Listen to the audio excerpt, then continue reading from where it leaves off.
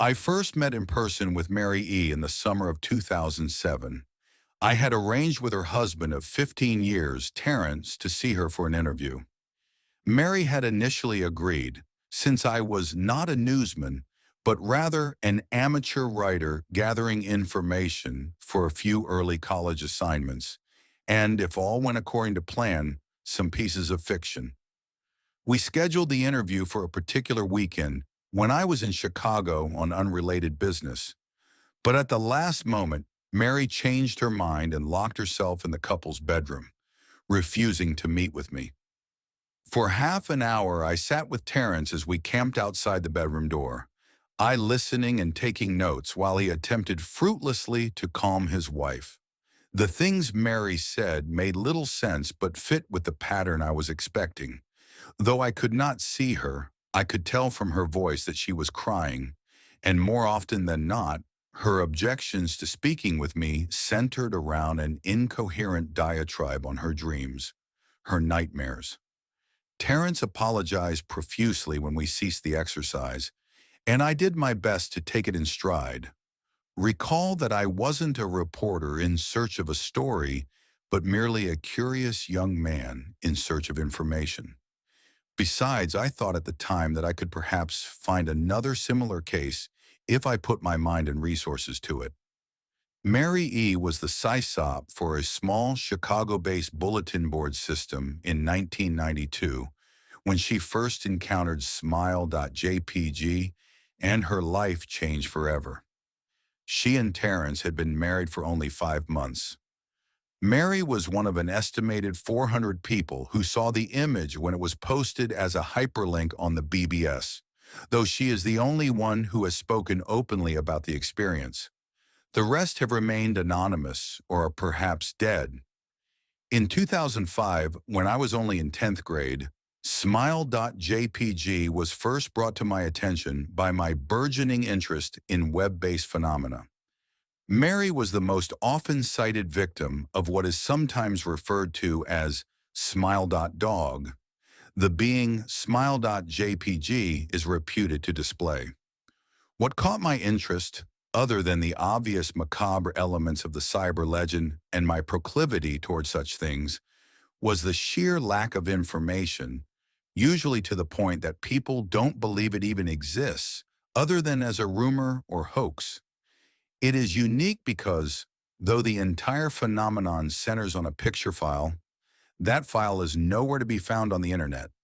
Certainly many photo-manipulated simulacra litter the web, showing up with the most frequency on sites such as the image board Fortune, particularly the X-Focus Paranormal subboard. It is suspected these are fakes because they do not have the effect the true Smile JPG is believed to have, namely sudden onset temporal lobe epilepsy and acute anxiety. This purported reaction in the viewer is one of the reasons the phantom-like smile.jpg is regarded with such disdain, since it is patently absurd.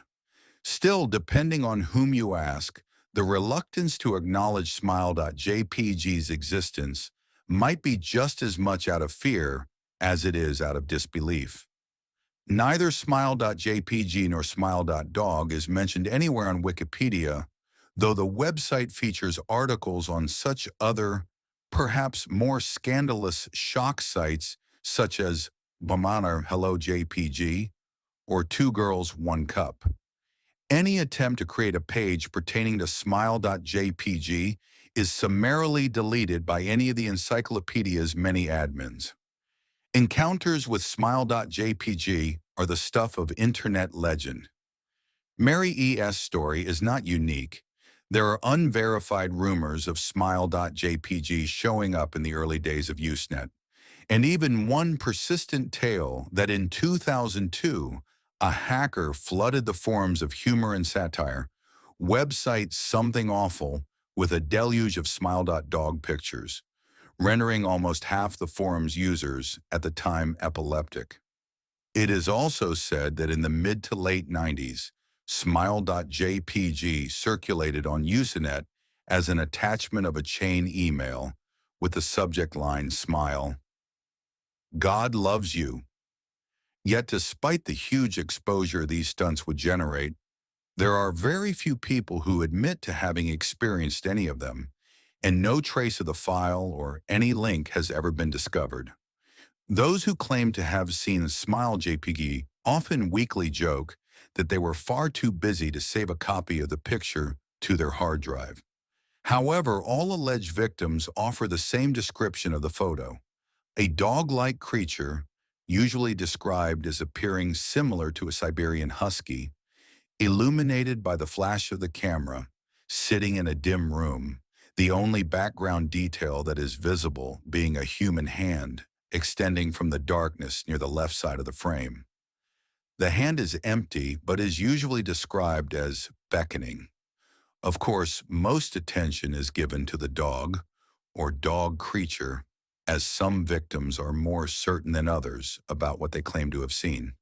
The muzzle of the beast is reputedly split in a wide grin, revealing two rows of very white, very straight, very sharp, very human-looking teeth. This is, of course, not a description given immediately after viewing the picture, but rather a recollection of the victims, who claim to have seen the picture endlessly repeated in their mind's eye during the time they are, in reality, having epileptic fits. These fits are reported to continue indeterminably, often while the victims sleep, resulting in very vivid and disturbing nightmares. These may be treated with medication, though in some cases it is more effective than others. Mary E., I assumed, was not on effective medication. That was why after my visit to her apartment in 2007, I sent out feelers to several folklore and urban legend-oriented news groups, websites, and mailing lists, hoping to find the name of a supposed victim of smile.jpg who felt more interested in talking about their experiences. For a time, nothing happened, and at length I forgot completely about my pursuits, since I had begun my freshman year of college and was quite busy. Mary contacted me via email, however, near the beginning of March 2008, to jml@***.com from marye@***.net subj last summer's interview. Dear Mr. L., I am incredibly sorry about my behavior last summer when you came to interview me. I hope you understand that it was no fault of yours, but rather my own problems that led me to act out as I did. I realize that I could have handled the situation more decorously. However, I hope you will forgive me. At the time, I was afraid. You see, for 15 years, I have been haunted by smile.jpg. Smile.dog comes to me in my sleep every night. I know that sounds silly, but it is true.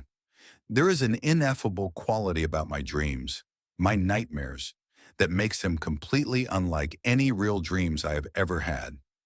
I do not move and do not speak. I simply look ahead, and the only thing ahead of me is the scene from that horrible picture. I see the beckoning hand, and I see smile.dog. It talks to me. It is not a dog, of course, though I am not quite sure what it really is. It tells me it will leave me alone if only I do as it asks. All I must do, it says, is spread the word. That is how it phrases its demands. And I know exactly what it means. It wants me to show it to someone else. And I could. The week after my incident, I received in the mail a manila envelope with no return address. Inside was only a 3.5-inch floppy diskette. Without having to check, I knew precisely what was on it. I thought for a long time about my options. I could show it to a stranger, a coworker. I could even show it to Terrence, as much as the idea disgusted me. And what would happen then? Well, if smile.dog kept its word, I could sleep. But if it lied, what would I do? And who was to say something worse would not come for me if I did as the creature asked? So I did nothing for 15 years, though I kept the diskette hidden amongst my things. Every night for 15 years, smile.dog has come to me in my sleep, and demanded that I spread the word. For 15 years, I have stood strong, though there have been hard times. Many of my fellow victims on the BBS board, where I first encountered smile.jpg, stopped posting. I heard some of them committed suicide. Others remained completely silent, simply disappearing off the face of the web. They are the ones I worry about the most. I sincerely hope you will forgive me, Mr. L. But last summer, when you contacted me and my husband about an interview, I was near my breaking point. I decided I was going to give you the floppy diskette. I did not care if smile.dog was lying or not. I wanted it to end. You were a stranger, someone I had no connection with, and I thought I would not feel sorrow when you took the diskette as part of your research and sealed your fate. Before you arrived, I realized what I was doing. Plotting to ruin your life. I could not stand the thought, and in fact, I still cannot. I am ashamed, Mr. L, and I hope that this warning will dissuade you from further investigation of smile.jpg. You may in time encounter someone who is, if not weaker than I, then wholly more depraved, someone who will not hesitate to follow smile.dog's orders. Stop while you are still whole. Sincerely, Mary E. Terrence contacted me later that month with the news that his wife had killed herself. While cleaning up the various things she left behind, closing email accounts and the like, he happened upon the above message. He was a man in shambles. He wept as he told me to listen to his wife's advice. He'd found the diskette, he revealed, and burned it until it was nothing but a stinking pile of blackened plastic. The part that most disturbed him, however, was how the diskette had hissed as it melted. Like some sort of animal, he said. I will admit that I was a little uncertain about how to respond to this. At first I thought perhaps it was a joke, with the couple belatedly playing with the situation in order to get a rise out of me. A quick check of several Chicago newspapers' online obituaries, however, proved that Mary E. was indeed dead. There was, of course, no mention of suicide in the article. I decided that, for a time at least, I would not further pursue the subject of smile.jpg, especially since I had finals coming up at the end of May. But the world has odd ways of testing us. Almost a full year after I'd returned from my disastrous interview with Mary E., I received another email to jml.com from elzahir82@.com. Subj smile hello. I found your email address through a mailing list. Your profile said you are interested in smile.dog. I have saw it. It is not as bad as everyone says. I have sent it to you here. Just spreading the word. The final line chilled me to the bone. According to my email client, there was one file attachment called naturally smile.jpg. I considered downloading it for some time. It was mostly likely a fake, I imagined, and even if it weren't, I was never wholly convinced of smile.jpg's peculiar powers. Mary E.'s account had shaken me, yes, but she was probably mentally unbalanced anyway.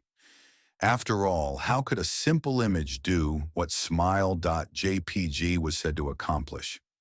What sort of creature was it that could break one's mind with only the power of the eye?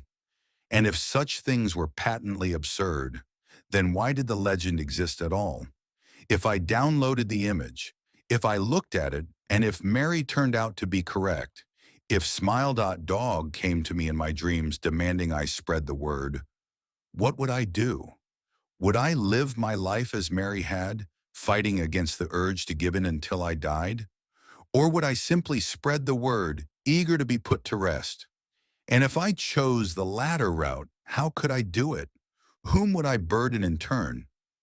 If I went through with my earlier intention to write a short article about smile.jpg, I decided I could attach it as evidence. And anyone who read the article, anyone who took interest, would be affected. And even assuming the smile.jpg attached to the email was genuine, would I be capricious enough to save myself in that manner?